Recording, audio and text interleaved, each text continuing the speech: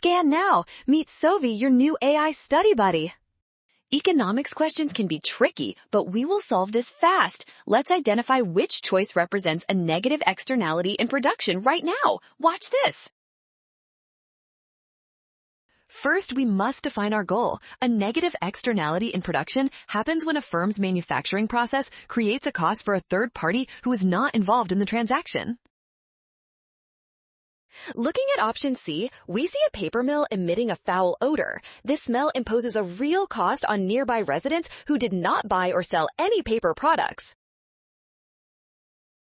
Other choices describe market pricing or benefits. Since the mill's production hurts neighbors, option C is the only correct example of a negative externality. Well done! Scan the code, you can learn better with Sovi. Watch signs of third-party harm and trust given definitions to avoid the rush.